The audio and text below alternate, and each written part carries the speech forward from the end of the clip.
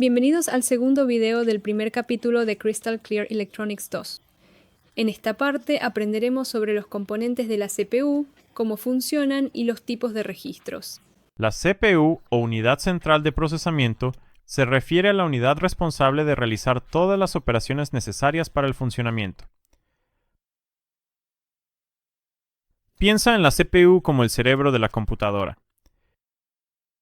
Esta unidad es capaz de ejecutar instrucciones específicas sobre diferentes tipos de datos, y estas instrucciones pueden variar de una arquitectura a otra.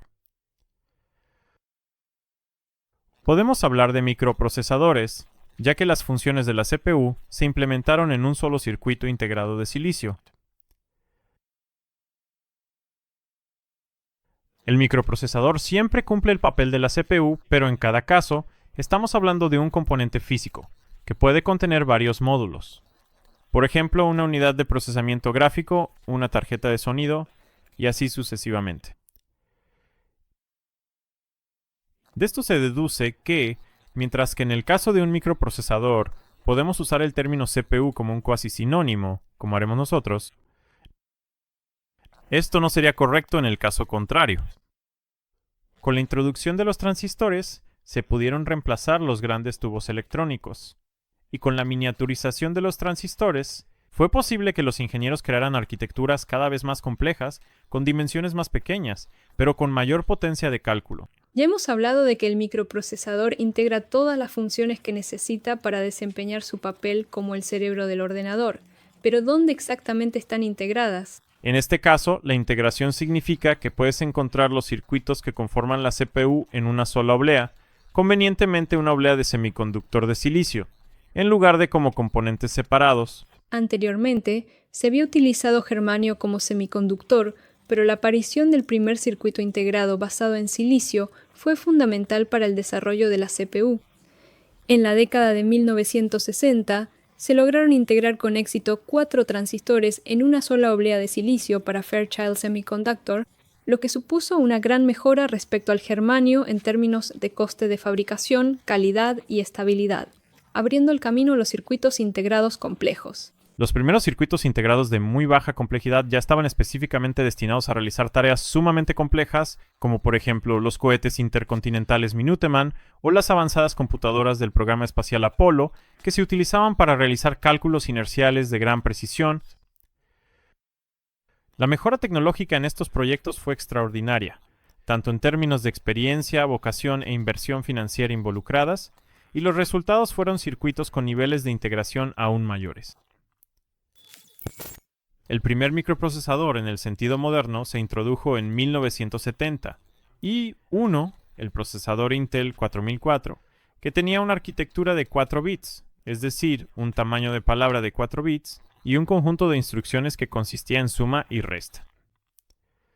Seamos sinceros, no es mucho, pero fue un pionero en la industria. La sofisticación de los procesadores no es necesariamente proporcional a su tamaño de palabra interna, pero los tamaños de palabra más largos suelen resultar en una mayor potencia de cómputo. Hoy en día, los microprocesadores de 8 bits todavía se utilizan, pero las versiones de 32 o 64 bits se han vuelto más populares en general. Es cada vez más probable que en el futuro se utilicen microprocesadores con tamaños de palabra aún mayores. Y ahora veamos qué unidades componen un microprocesador y cómo están construidas.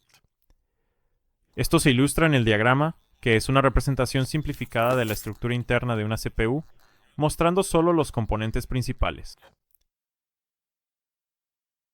Ahora vamos a dedicar unos minutos a hablar sobre esta figura. Comprenderla te ayudará mucho en tu carrera de ingeniería. Los registros son unidades de almacenamiento rápidas y pequeñas del procesador para el almacenamiento temporal de datos. Se pueden considerar como una parte integrada del procesador, funcionando como memoria de lectura y escritura. Existen registros de propósito general, cuya función está determinada por la instrucción que el procesador ejecuta en ese momento, y registros de función especial, que siempre realizan una tarea específica.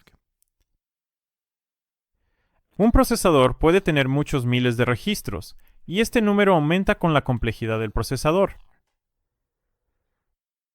Su importancia es incuestionable para operaciones elementales, como la suma. Almacenamos los números que se van a sumar en los registros. también vale la pena describir por separado un par de registros de función especial.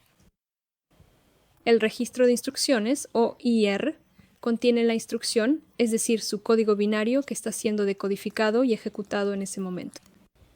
Una instrucción es información almacenada en formato binario que le indica al procesador qué datos debe procesar y qué operación debe realizar. Las instrucciones siempre son específicas para un procesador en particular y se ejecutan en varios pasos: buscar, decodificar, leer los operandos, ejecutar las instrucciones y almacenar el resultado. Dependiendo de su tipo, pueden ser instrucciones de gestión de datos y memoria, de control de la unidad aritmético-lógica o ALU, de control de flujo de programa o de control del estado de la unidad de procesamiento. El siguiente registro que vamos a analizar es el contador de programa, conocido como PC por sus siglas en inglés. El valor del registro del contador de programa contiene la dirección de la siguiente instrucción que se ejecutará en la memoria del programa. Ciertas instrucciones, normalmente las instrucciones de salto, modifican el valor de este registro para que la ejecución del programa salte a la ubicación correcta en cada bifurcación if-else. Esto depende únicamente del valor del registro PC. Al depurar, puedes saber exactamente por su valor en qué instrucción está trabajando el programa.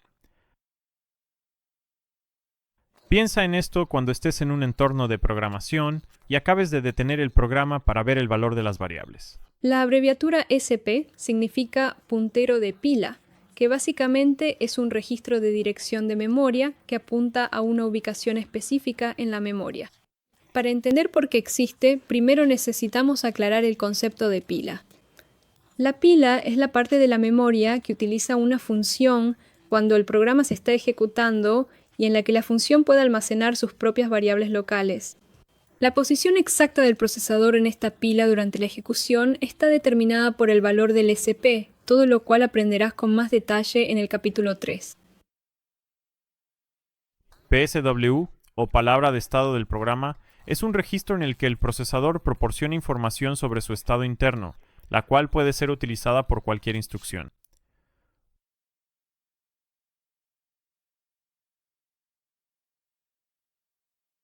Debemos pensar en estos datos como el bit que indica desbordamiento, el cual se genera, en el caso de ejecución, cuando se ejecuta una instrucción. El registro de direcciones de memoria, o MAR por sus siglas en inglés, se utiliza para acceder a datos e instrucciones de una memoria externa conectada al procesador durante la fase de ejecución de la instrucción. Contiene la dirección de memoria desde la cual el procesador lee o donde escribe los datos.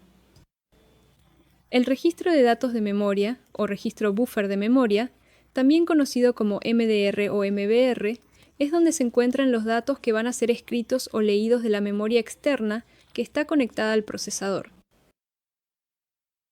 Además de los registros especiales, también existen registros de propósito general. Veamos un ejemplo para entenderlos. Supongamos que reservamos espacio en algún lugar de la memoria para tres variables y les damos los siguientes valores iniciales: a igual a 0, b igual a 3 y c igual a 5. En algún momento durante la ejecución, el microprocesador debe realizar la siguiente suma simple: c igual a más b. Los registros de propósito general pueden tener diferentes nombres en distintos procesadores, pero por ahora los llamaremos R1, R2 y así sucesivamente. Las instrucciones, incluida la suma, utilizan los registros de propósito general de una manera específica para cada instrucción. Esto se define de forma particular para cada instrucción. Por ejemplo, para una arquitectura dada, el procesador puede seguir los siguientes pasos. Primero, copia el valor de la variable a desde la memoria al registro de propósito general R1, luego la variable b se copia a R2. A continuación realiza la suma y el resultado se escribe en el registro general R1.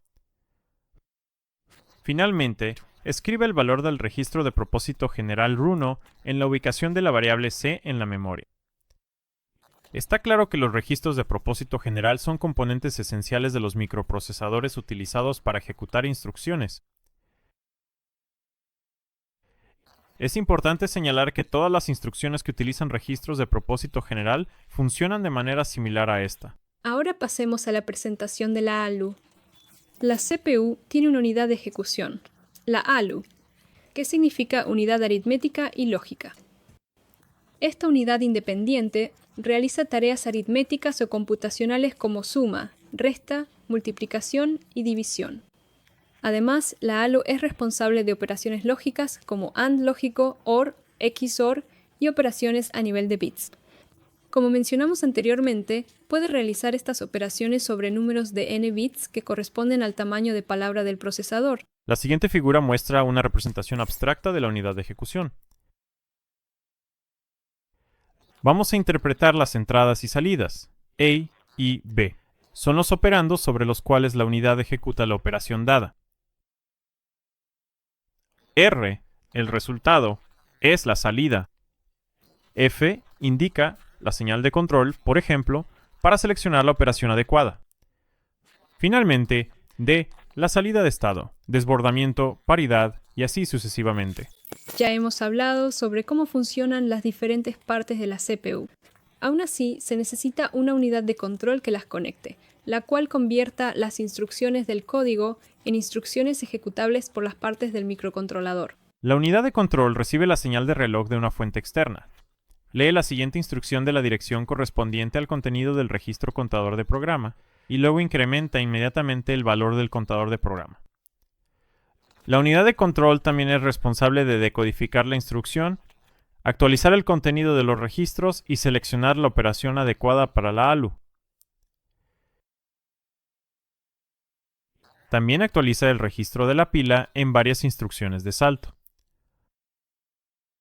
Por ejemplo, cuando llamamos a una función desde nuestro código, los parámetros de entrada de la función y la dirección a la que se debe regresar después de ejecutar la función se escriben todos en la pila, por lo que la pila se hace más profunda. Un esquema general para la ejecución de instrucciones del procesador, es decir, la secuencia que la unidad de control ejecuta para cada nueva instrucción, es la siguiente: leer una instrucción de la memoria del programa, decodificar, actualizar los operandos en los registros para que la ALU pueda acceder a ellos, ejecutar y almacenar el resultado. Esta secuencia consta de 5 fases. Cada fase generalmente toma un ciclo de reloj, por lo que la instrucción tarda 5 ciclos de reloj en ejecutarse. Los microprocesadores modernos utilizan secuencias similares, pero hay un giro en la historia.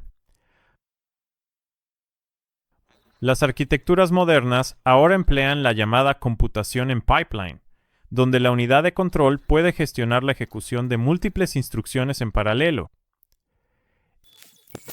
En la figura que muestra la ejecución de instrucciones en pipeline, las instrucciones sucesivas y sus fases se representan en líneas horizontales. Cada fase toma un ciclo de reloj para completarse.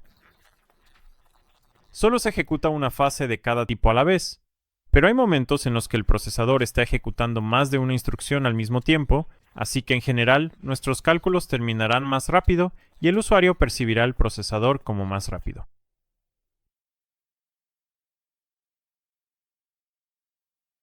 Esto solo puede suceder si se conocen las próximas n instrucciones de antemano y pueden cargarse en el pipeline en paralelo sin dependencias. No siempre es así, y hay varias etapas para evitar estas situaciones, pero no las discutiremos en detalle en este plan de estudios.